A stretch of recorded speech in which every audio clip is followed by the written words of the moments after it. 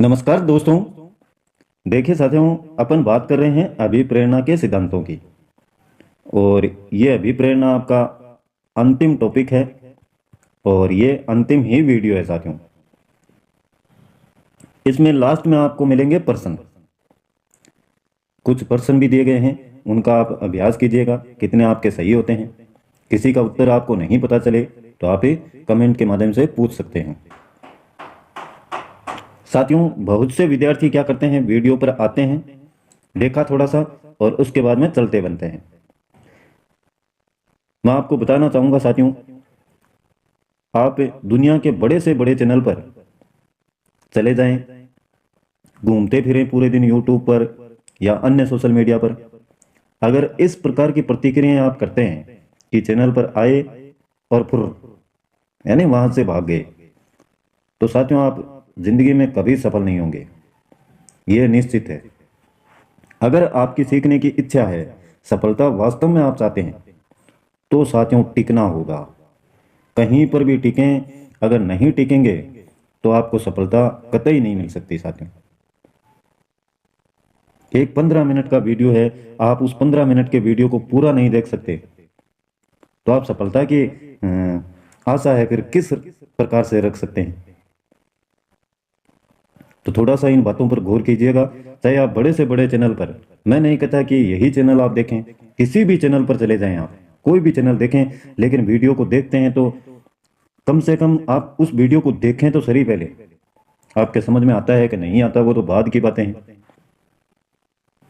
और ऐसा कभी नहीं हो सकता साथियों कि किसी भी चैनल पर आप जाएं और उसका समझ में नहीं आए। जरूर आएगा साथियों, क्योंकि उसने प्रयास किया उस वीडियो में, वो अपना 100% उसमें देता है।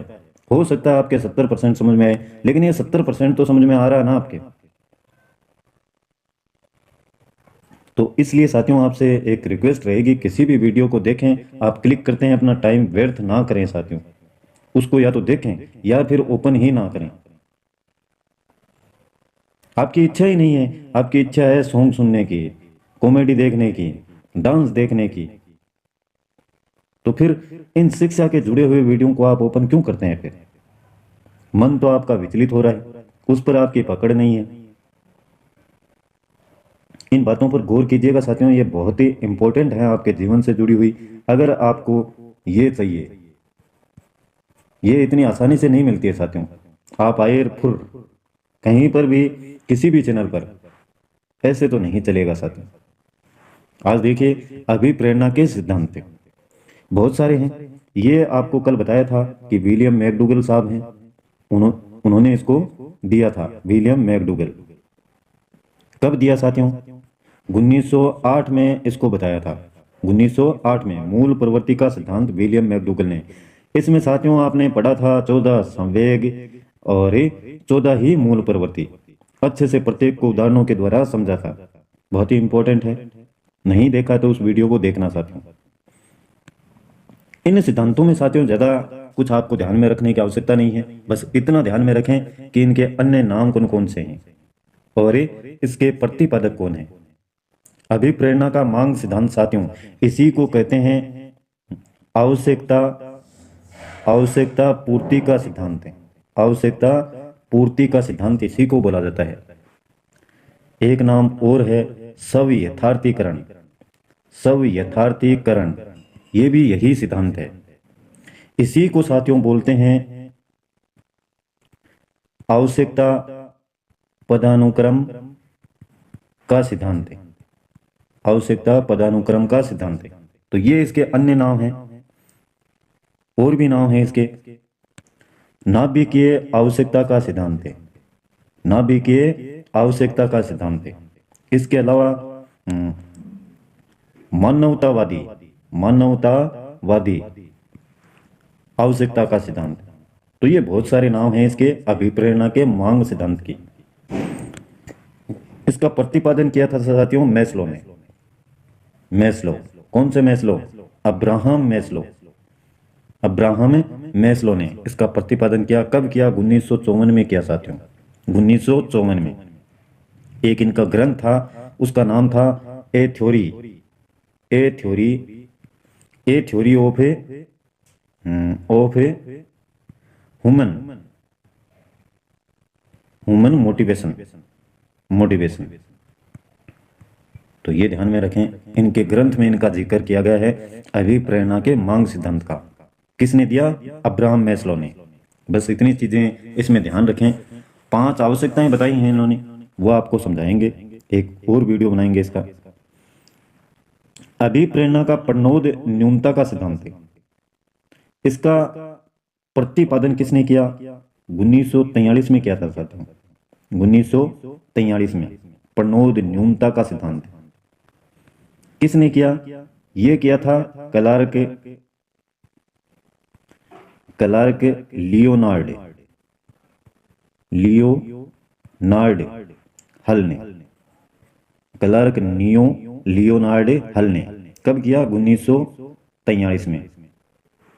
इसको साथियों, जो अभिप्रेरणा का प्रणोद न्यूनता का सिद्धांत है, इसको एक और नाम से जाना जाता है, पुश थ्योरी। पुश थ्योरी इसी को कहा जाता है। तो ये ध्यान में रखें, लिखते रहें आप। एक अन्य है आपका मनोविश्लेषणात्मक सिद्धांत। ये दिया था सिगमंड फ्राइड ने। सिगमंड फ्राइड ने। ये ध्यान में रखें इनके वैज्ञानिकों के नाम। इसका साथियों मनोविश्लेषणात्मक सिद्धांत है। इसका विस्तृत वर्णन है आप व्यक्तित्व वाले अध्याय में अच्छे से पढ़ाया जाएगा आपको। विरोधी प्रक्रिया का सिद्धांत है। तो इस सिद्धांत का प्रतिपादन किया था, एक तो था सोलोमन और कोरबिट ने। कोरबिट, दोनों का नाम ध्यान में रखें। विरोधी प्रक्रिया का सिद्धांत, यानी कोई व्यक्ति सुख प्राप्त करना चाहता है और दुख से बचना चाहता है, तो ये दोनों भावनाएं व्यक्ति को क्या करती हैं? अभिप्रेरित करती हैं। इसी को कहा गया विरोधी प्रक्रिया का सिद्धांत। सोलोमन व कोरबिट ने इस सिद्धांत का प्रतिपादन किया। नेक्स्ट है उद्दीपक अनुक्रिया का सिद्धांत। यह आपको पता है, पढ़ाया था अच्छे से। किसने दिया था? थॉर्नडाइक ने। किसने दिया? थॉर्नडाइक ने। तो ये भी ध्यान में रखें, थॉर्नडाइक। और इस सिद्धांत का विस्तृत वर्णन आपने अधिगम में पढ़ा अच्छे से, अधिगम में। अब देखिए सक्रियता का सिद्धांत। इसके प्रतिपादक साथियों हैं सोलेसबरी। क्या नाम है? सोलेसबरी। और एक और नाम है मेलेगो। तो ये दोनों ने इस सिद्धांत को दिया था, सक्रियता का सिद्धांत। यानी आपके व्यवहार में क्या है? दक्षता है, तो वह व्यवहार आपको क्या करेगा? एक्टिव करेगा। दक्षता रखते हैं किसी कार्य में आप अपने व्यवहार में, तो वह व्यवहार कार्य करने में आपको क्या करेगा? एक्टिव रखेगा। सक्रियता का सिद्धांत, सोलेसबरी एवं मेलगो। संतुलन स्थैर्य का सिद्धांत, जिसमें संतुलन का भाव देखने को मिले व्यवहार में, तो वह व्यवहार आपको जब भी कोई कार्य किया जाएगा तो संतुलन का भाव प्रदर्शित होगा। यही क्या है? संतुलन स्थैर्य का सिद्धांत है। किसने दिया? ये दिया था साहब चैपलिन थे। एक तो चैपलिन, एक थे आपके कोकर, चैपलिन कोकर, और एक एप्पल। इन मनोवैज्ञानिकों ने दिया था। इसके अलावा प्रत्याशा का सिद्धांत है, विक्टर ब्रूम ने दिया साथियों। विक्टर ब्रूम ने कब दिया? 1964 में। इसे मानवता प्रत्याशा सिद्धांत भी कहा जाता है। यानी एक व्यक्ति एक निश्चित व्यवहार, निश्चित तरीके से व्यवहार करेगा या कार्य करेगा, क्योंकि जो चयनित परिणाम है उसी की अपेक्षा वह विशिष्ट व्यवहार का चयन करने के लिए अपने आप को प्रेरित करेगा। यही सिद्धांत है प्रत्याशा का। लेविन का सिद्धांत यह दिया किसने? कूर्ट लेविन ने। और इसके अलावा एक और है उपलब्धि अभिप्रेरणा का सिद्धांत। यह दिया था साथियों डेविड डेविड सी, ये नाम ध्यान में रखें, मैकी मैकीलैंड मैकिकलैंड। डेविड सी मैकिकलैंड ने कब दिया? 1961 में। और ये हार्वर्ड विश्वविद्यालय के मनोवैज्ञानिक थे। और इसमें साथियों इनका सहयोग किया था एटकिंसन ने, और एक और थे होयंगा। इन्होंने इसका सहयोग किया उपलब्धि अभिप्रेरणा के सिद्धांत में। तो ये तो अभिप्रेरणा के सिद्धांत हैं। इसके अलावा देखिए, इनके अलावा और हैं कुछ, इनको भी आप देखिएगा। प्रोत्साहन सिद्धांत फाफमैन ने दिया, आत्मा अभिव्यक्ति सिद्धांत मेस्लो ने, ऐच्छिक सिद्धांत संकल्प व इच्छा शक्ति पर बल देता है, आनुवंशिक पैटर्न सिद्धांत ये लॉरेंस का है। इसके अलावा मूल प्रवृत्तियां और उनके जनक, ये भी आप देखिएगा। काम प्रवृत्ति यानी सेक्स की बातें फ्राइड साहब ने बताई थी। आत्म प्रदर्शन प्रवृत्ति एडलर ने, प्राण शक्ति प्रवृत्ति बर्गसन ने, जिजीविषा प्रवृत्ति शोपेनहावर ने, रुचात्मक प्रवृत्ति ग्रेवर ने, प्रतीकात्मक प्रवृत्ति ग्रेवर ने, व्यक्तिक प्रवृत्ति थॉर्नडाइक ने, और सांवेगिक प्रवृत्ति मैकडूगल साहब ने। इनको भी आप एक दो बार याद करने का प्रयास कीजिएगा। और अब हैं साथियों इसके प्रश्न। ये प्रश्न हैं, आप इनको अभ्यास के तौर पर कर सकते हैं। पहला है पुरस्कार एवं दंड है। क्या है पुरस्कार एवं दंड? सकारात्मक प्रेरक है, स्वाभाविक प्रेरक, कृत्रिम या प्राकृतिक? निम्नलिखित में से कौन सा एक अभिप्रेरित शिक्षण का संकेत होता है? कक्षा में अधिकतम उपस्थिति, बच्चों द्वारा प्रश्न पूछना, कक्षा में एकदम खामोशी, गृह कार्य पूर्ण करना। मूल प्रवृत्तियां कैसी होती हैं? जन्मजात, अर्जित, जन्मजात व अर्जित, या इनमें से सभी? कोई भी प्रश्न नहीं आए तो आप पूछिएगा। निम्नलिखित में से जन्मजात अभिप्रेरक कौन सा है?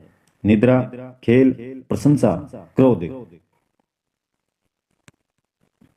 निम्न में से कौन से प्रेरकों का वर्गीकरण गेरेट द्वारा किया गया?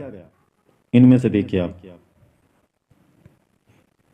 अभिप्रेरणा पर किस कारक का प्रभाव नहीं पड़ता है? आवश्यकता, भौतिक संरचना, वातावरण, जन्मजात। गिलफोर्ड के अनुसार संवेगों का प्रकार नहीं है, प्राथमिक, द्वितीय, नवीन या कृत्रिम।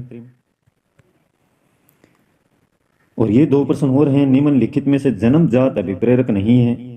प्यास, निद्रा, भूख, रुचि अधिगम तक पहुंचाने के राजमार्ग को कहते हैं उद्दीपन, प्रवाहिता, संवेदना, या लास्ट में अभिप्रेरणा।